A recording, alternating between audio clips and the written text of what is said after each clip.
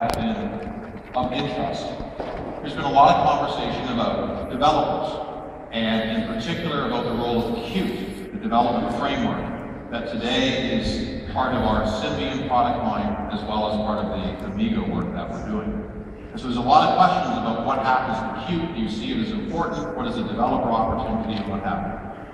So the way I would characterize this is, first of all, as Joe just supported with the plans for Symbian still ahead, there are easily 250 million Symbian devices either existing or in the future that will have the Qt framework as part of what we ship.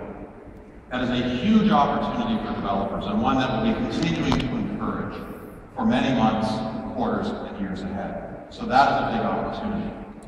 It is also the case that the Amigo device, the first Amigo device that will ship this year, will also take advantage of the Qt framework. So there's an opportunity to work with it there as well. The question, of course, is what about Qt on Windows Phone? Will Nokia put Qt on Windows Phone? And our initial response to that is that, no, that's not the plan. And here is the reason behind that.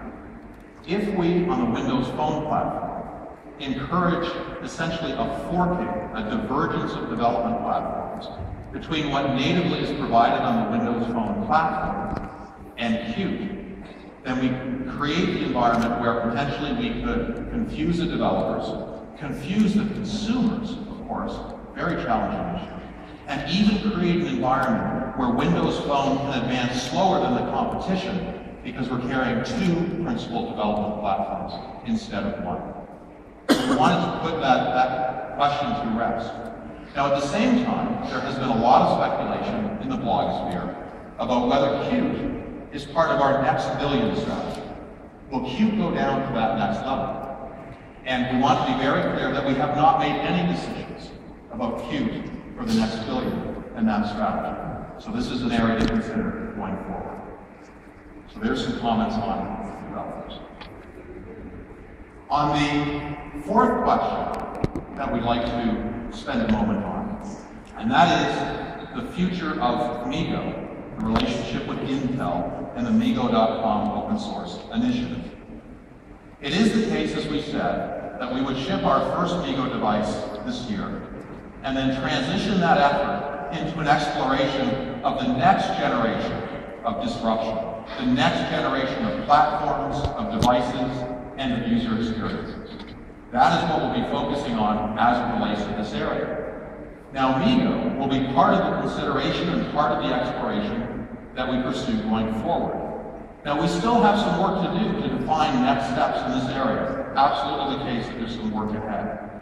But we have been in consultation with Intel, including myself talking to Mr. Odolini on multiple occasions through our decision-making process, including immediately after we made our final decision to go Windows Phone, as that took place just Thursday night of last week. So we made sure that Intel was aware of our decision-making process.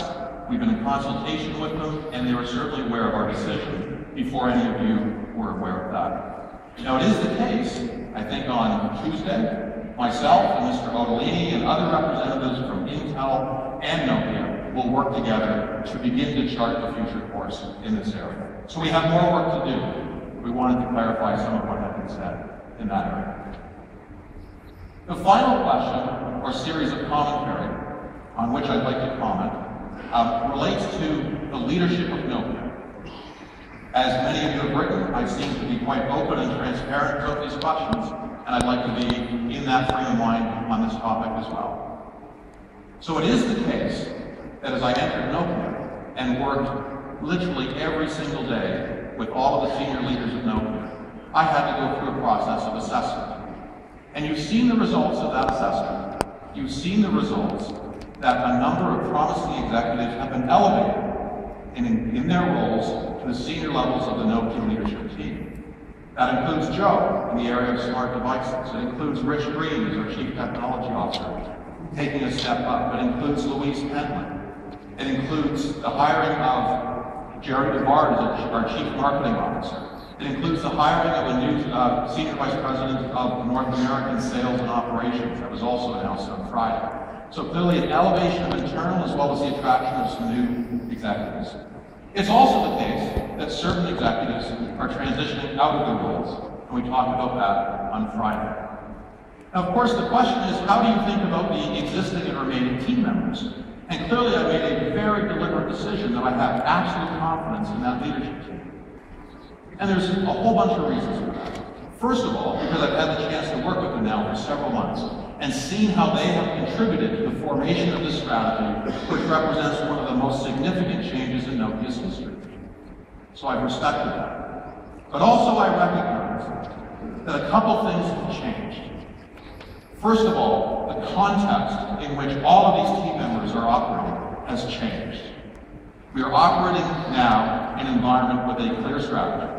We are operating now in the context of my leadership, and so it is in the context of myself and our strategy that I'm able to assess the future success of these executives.